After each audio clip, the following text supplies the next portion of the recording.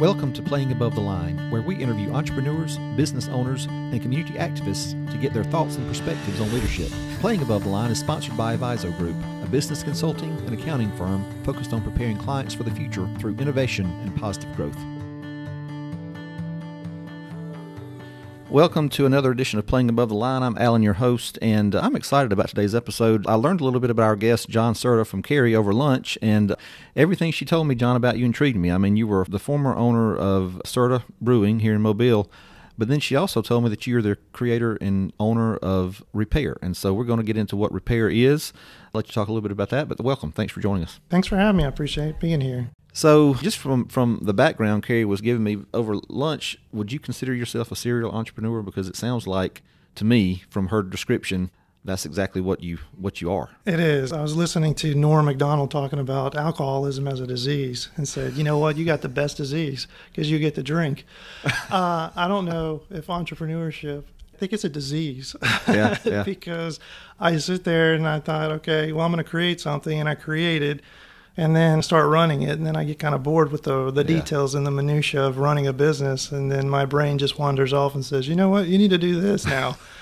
And then I go do that. So it is a sickness, but it's fun. It keeps me busy. I don't like monotony. Right. And I think it suits my lifestyle to a certain extent. I don't like chance either. I don't like, not knowing what's going to happen like most people. But I guess my threshold for risk is a lot higher. Yeah. Well, it sounds like textbook entrepreneur to me. I want to get into Serda Brewing a little bit, but take me back even farther than that. What's your background? I mean, what was the first thing that you kind of built or came up with or got into? I'm from Mobile, and I went to school here all my life. And I think the first thing I did was selling candy in sixth grade. So I don't know how I got into that, but I started selling candy. Well, you saw a market, I'm sure. I did. There was a huge market. I mean, imagine a bunch of kids, they want candy. Imagine that. And then they took it away from me, said I couldn't sell candy. And even at an early age, I've always hated authority. And at that early age, I was like, the reason I'm here is to get an education so that I can make a living. Well, I'm already doing that. Why are you taking my money away? And then from there, I mean, it's just one thing after another. My biggest company when I was a kid was Amzie Skimboards. I used to skim a lot when I was a kid. There was a creek down the street from where I lived. We couldn't afford to buy a skimboard, so I made one. And it worked, and everybody loved it. So I made another one, and I made another one.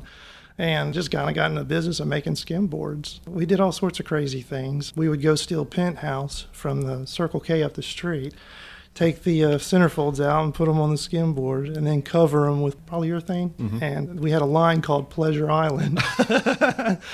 So it was. I learned marketing at a very early age. I knew it sold. So candy and sex sells. Right, knew your market and knew those that you were marketing to. It sounds like that's great. So I did that for a while, and then I got into high school, and that's when I learned about alcohol because I've always loved beer. My dad drank Miller Lite, and he still drinks Miller Lite. And when he told me to go get him a beer when I was a kid, I'd open it and drink half of it by the time I got it to him. So he always told me, well, go get me 2 beers. Because, I mean, I just didn't like, getting drunk. I actually really enjoyed the flavor of beer. And when I got into high school, everybody was drinking, and I couldn't drink because I didn't have an ID. But I learned real fast that you can buy all the ingredients to make beer. Anybody can do that. So there was a homebrew place. I went there and I bought a kit to make the beer. And the beer I made turned out pretty damn good. And so I started making more and more beer after that. When you start making things, you really become an appreciation for it. And you're like, and then I want to make this, I want to make that. So I just kept getting deeper and deeper and deeper down the rabbit hole. And, I started all with these kits and these extracts and everything. And then I started getting into what's called grain brewing, which was a little more advanced. You're actually just using all grains instead of extracts and stuff. So got into that and really appreciated it. But then again, I knew my market, and I knew that, well, I can sell this product. And so I started selling my beer, and apparently that's illegal when you're a kid. Something about taxes. Oh, yeah, I'm sure. Yeah, the government won't say ours for sure. So my mom told me I couldn't make beer anymore, so I couldn't use her kitchen, which was a good thing, because I'm sure I was going to get in trouble. But after that kind of planted the seed in my head. That's what I want to do. I want to make beer. But the laws in Alabama were always terrible for alcohol in general, but especially for breweries. So I just kind of put it on the back burner and did what everybody told me I was supposed to do, go to college and all that stuff. And that's how, through college, I actually fell into coffee, surprisingly. I went to study abroad in Costa Rica for a program that I went on, and that's how I got involved with coffee. Okay. And then when I got back to Mobile, I opened up the coffee shop. I always wanted to open a brewery, but I opened the coffee shop in '08, which I thought was a bad year. Right. Right. And I thought if I could survive '08, I can survive anything, until 19 hit. But, in 2008 was the same year that they passed the what was called the Brewery Modernization Act. And that was the laws that changed Alabama and craft beer. Mm-hmm. And it made it easier for breweries to open in Alabama. And that's when everything started, Good People and all the beers, Straight Ale, all the great breweries up north started opening up. I knew I wanted to do that. I was just looking for the opportunity, and I finally got it. I opened up Serda Brewing in 2017. Okay, good. So take me through that process, because I know that you brewed a lot of great beer, but then at some point you kind of decided to pull all that back and really kind of start over, right? I mean, with Serda Brewing itself, right? So talk about that decision. That had to be, I would think that'd be tough, pulling all your product and then starting basically from scratch. It was a big decision, but, we had everything going for us. We had a great location. We had a great facility. We had great employees. We were just, something's not working. And, it's just the most obvious thing is right in front of you. It's the beer. Mm. And I like to think that I know my market. But the problem is I was making products that I like and not what customers like. And my favorite beers are Pilsners and lagers, easy drinking beers. And I figured, well, why don't we make Pilsners and lagers? And that's what we did. Mm-hmm. And I think if we would have made those beers really, really good, we would have been all right. But the problem was that our first brewer that we had a lot of, consistency issues and problems with the manufacturing of the beers. And some beers came out good and some didn't, and you can't have inconsistency when you're making a product. It's always got to taste good. And we found that we fell in this purgatory where our beers were not craft beer enough for craft beer drinkers, and they were too crafty for Miller Lite drinkers. Mm-hmm. So we had a very, very small market. Yeah. And once we realized that, it was like, well, we need to go one way or another. Yeah. Either make water or make high-end craft beers. So we decided to go the opposite direction, make high-end craft beers. Just make the beers that 60% of the market is IPAs, and we didn't even have an IPA. Yeah. So that was a huge market that we were missing. So we went heavily with IPAs, and, we did a lot of research and looked, there were two different styles of beers that people really, really wanted, IPAs and sours. So we did those, and we did them well. So we decided to take every beer off the shelf, get rid of the cans, redesign the cans, and launch a completely brand new portfolio of different styles of beers. And it was nice to see the complete difference. The 180 that we had, we were making beers, and then they were sitting in a warehouse, and we were worried about them going out of, expiring because we weren't selling them fast enough, to where we couldn't make enough to keep stock. Yeah. People were just buying them so fast. And it was like, wow, this is, we went from one problem to another, but I'd much rather have that other problem, Absolutely. So that was a complete game changer for us. Yeah. Well, and you talked about maybe being a little bit more risk tolerant than a lot of folks. And yeah, you'd have to be, I would think. I mean, just as an entrepreneur in general, but especially to take a step like that. And it sounds like it paid off in the long run. It did. I would have liked to have more time. I think if we would have stayed with it, we would have been in a much better position. But I mean, when we did that, I had horrible timing. I did it right before COVID hit. Yeah. All of our beers were off the shelf. And the only way breweries could make money is through retail. But we didn't have any beers on the shelf to sell. So, we had a cash flow problem. Right.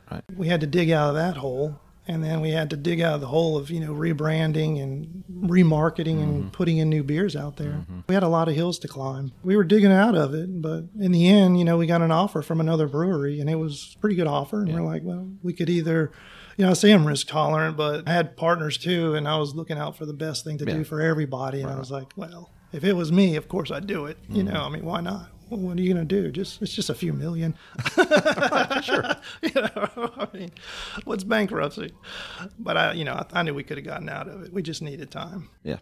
Well, and so Serda Brewing was sold, which then I think gave rise to your newest venture, and we'll talk about that in a minute. But I want to circle back and ask about influences. So I've got to think that having that entrepreneurial spirit about you when you were younger, I know that, a lot of that is innate, I think, but you also have to have a support system, right? And so talk about anybody who might have been a mentor or an influence for you that really kind of helped push you down that road. All my influences and mentors have been external, people that I've seen from a distance but not ever had the opportunity to talk to, which is unfortunate because I really believe that having a mentor is an invaluable thing to be able to navigate, to do things that the things that I wanted to do. Mm-hmm. If I had somebody that's been through it and has done it before, it could have really, really helped me out a lot. But, my inspiration and the people that I looked up to, of course, the people that I've read about when I was growing up, Sam Walton, I love Sam Walton. And even today, every time I go to Walmart and I see somebody with a tag that says 25 years, I always ask them, did you know Sam Walton when he worked there? And every one of them has a story. Oh, yeah, he sent me a birthday card or just something amazing. It's just like, wow, what a great leader Sam must have been, I ask people now in Walmart, and they're like, this is not the same Walmart that Sam wanted. Yeah. And it's just they micromanage. And it seems like they're turning a corner now because they are doing that. They want to spend, $300 billion in the next 10 years to buy all U.S.-made products. Mm-hmm. So they're coming back to their roots, I think. But I don't know. Dave Thomas of Wendy's, people that just came from nothing and built magnificent companies. Bill Gates, he didn't come from nothing, but he created an unbelievable company. Right. I didn't have the opportunity to talk to those people, but I mean, I couldn't imagine what it would have been like to sit down with Sam Walton for a day and just pick his brain. Yeah. Well, I think you make a good point. A lot of times I think we think a mentor has to be someone that you have a personal relationship with, but absolutely not. I mean, you can learn a lot from just books and biographies and speeches or whatever, whatever material you can get your hands on. It doesn't have to be a personal one-on-one relationship. I think that's a great point. Yeah. Books have helped a lot, but I think a personal relationship with somebody in that level would be very, very valuable. You mentioned RePear. I'm in a course now with a guy that's helping me that actually launched 4 startups, and one he sold to Google. Okay. So he's been helpful. Yeah, absolutely. Well, so let's talk about RePear then. Tell us what RePear is and what was the genesis of this idea. RePear was a necessity. Okay.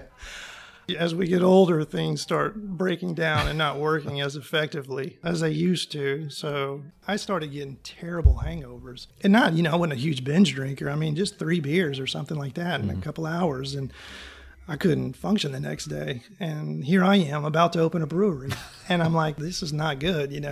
My job is going to have to be drinking beer. And I can't drink, more than 2 beers without feeling like crap the next day. Mm-hmm.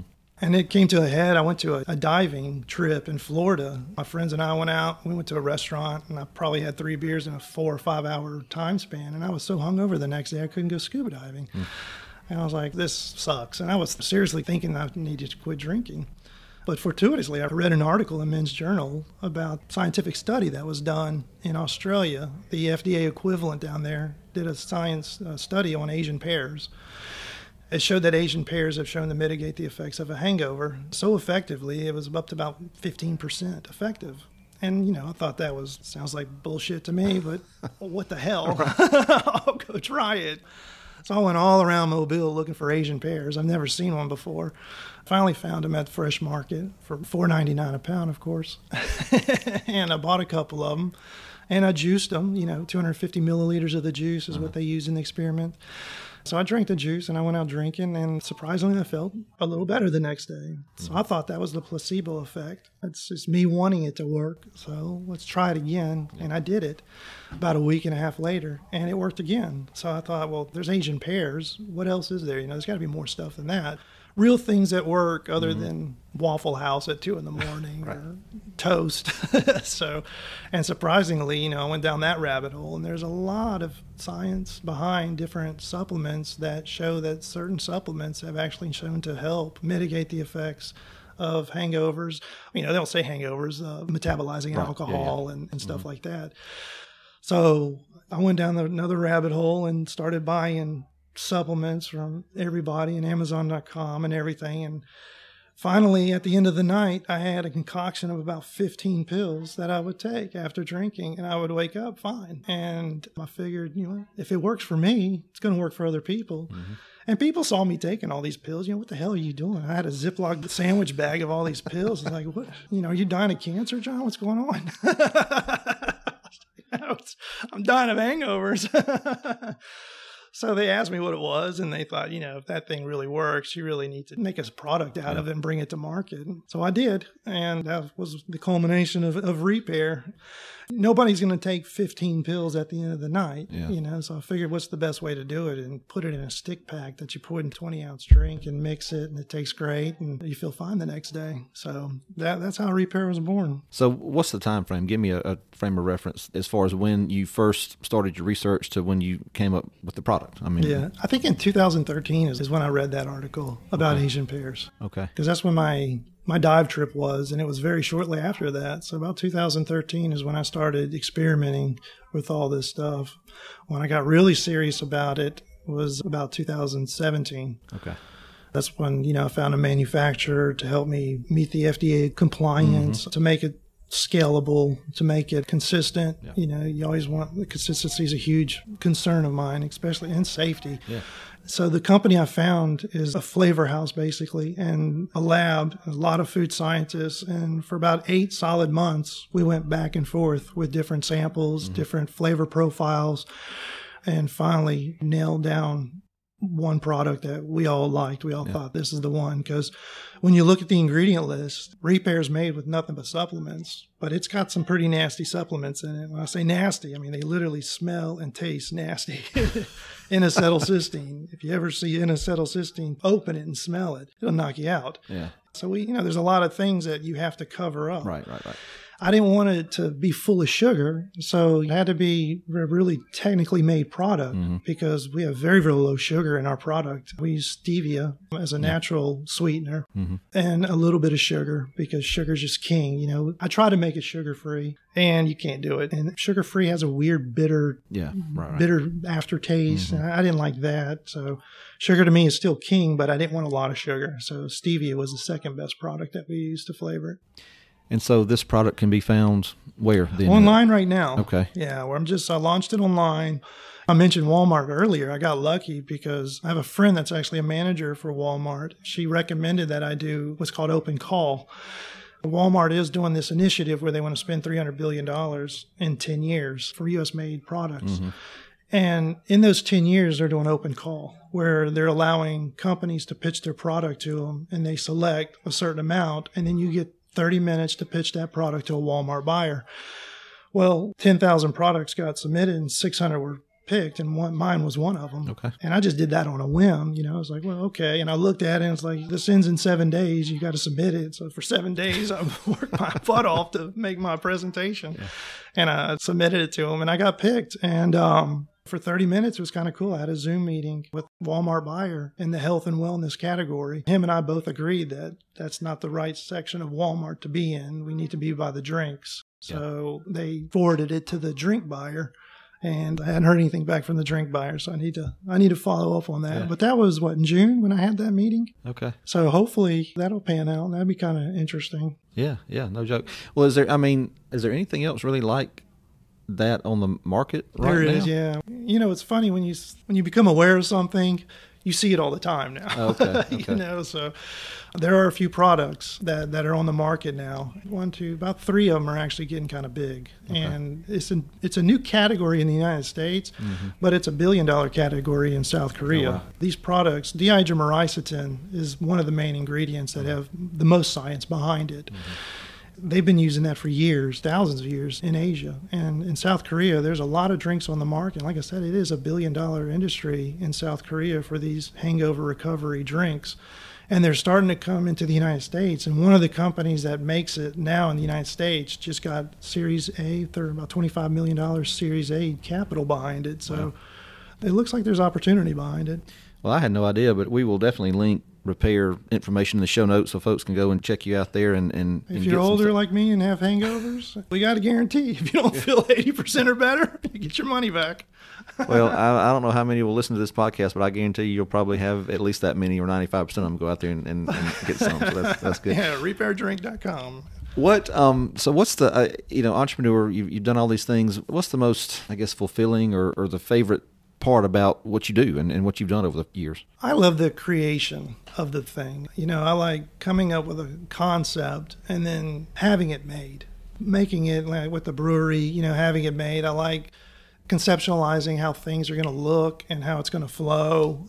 That to me is the best thing. When I built RePear, I really liked developing the packaging and building out the website and putting all the elements together to launch a company. That to me is the most fun. Mm-hmm. And then, once you launch it, it becomes a job. It's like, all right, now I got to get up and I got to fulfill this order.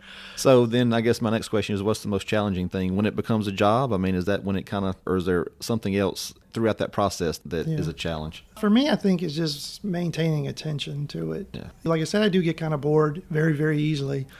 And if it doesn't continually stimulate me, I kind of will get bored with it. And that's why, with the brewery, I really, really enjoyed it because there's so many things I could do. We did events constantly. I liked doing those events. They were so fun. It was the wackiest, weirdest thing we can do. Drag bingo. I did a bull riding thing where I got a bull ride for, was that event in Spain? Ride the bull? The running of the bulls. Running of the bulls, yeah. Mm-hmm. So I rented a mechanical bull and put it out there for the same week. We did running with the bulls. So that kind of stuff keeps me entertained, and I enjoy that. And RePear is the same way. I get to do events still. I get to go to Destin this weekend for an event that they're doing. You guys do your podcasts, and that's why I like learning new things about podcasts and everything else, because with RePear, I want to do not a podcast, but like a video series with bartenders around town making specialty drinks. Okay. Sponsored by RePear, of course. Yeah, right. So kind of ideas like that. That kind of stuff I like. It keeps me, entertained. Yeah, that's great. So whenever RePear takes off and you sell it to Kraft Foods or whoever you're going to sell it to, down the road, I don't want you to tell me any trade secrets, but I mean, do you have anything in the back of your mind that what's the next iteration of John Serda and what he's going to do? I think the final one is going to be EOB. And EOB is a software that I'm going to launch. And I've been thinking about this for years. EOB is a video game that you play, and instead of winning points, you win free items to participating businesses. And it's a geolocating device, and it's an AR, augmented reality video game that you download on your phone. So you can go into Serda Brewing or Serda's Coffee or Fusakli's or whatever, play the video game, and you can win chicken tenders or free beer or coffee instead of points. So in that video game, like I said, I get bored easily, and I'm having that design now. And that's going to be a lot of fun because there's so much I can do with that. The sky's the limit on that because we'll be doing events where we'll have conglomerates of businesses in a certain location that are all participating in the game, and then we'll do like an alien invasion. Come on down to downtown Mobile, the aliens are coming, and you have to go into the participating businesses to get ammo, to get weapons. It's all online, of course. It's just a video game. Right. And then you go out and shoot aliens. So there's a social aspect to it, too. So that's the next thing. That's keeping me occupied as well. So like I said, entrepreneurship is a sickness. It just keeps going on and on and on. One day I'll find a therapist and she'll talk me out of it. Well, that's great. Well, I'm interested to follow the development of that video game. So you heard it here first, folks. So you'll be on the lookout for that in the days and months to come. But one last question. So when you're not brewing beer and roasting coffee and making RePear, what do you do to blow off steam and to relax? I like working out a lot. I run, so that helps me out a lot to keep my sanity. And if I'm not doing that, then I'm doing the exact opposite. My favorite thing in the world is probably just to sit on a boat in the Gulf with a beer and just hanging out. So that's how I relax and have fun. It's not very exciting, but hey, nothing wrong with that. It works for me. Right. Well, John, thank you so much. Again, we'll link your information in the show notes. Folks, go check out RePear and what you have going on there. And if you have any questions, reach out to John. I'm sure he'll answer them. Thanks, John, for joining us. I appreciate it. Thank y'all. We hope you enjoyed today's episode, and if you did, be sure to rate, review, and subscribe on iTunes and Spotify. It definitely helps us in the ratings, and it also makes it easier for other folks to find the podcast. And as always, a big thank you to producer and editor Kari Wolf. Playing Above the Line is sponsored by Avizo Group. If you want to know more about who we are and what we do, you can visit our website at avizogroup.com. That's AVIZO group.com. You can also check us out on Instagram, Twitter, and Facebook. Thanks for listening.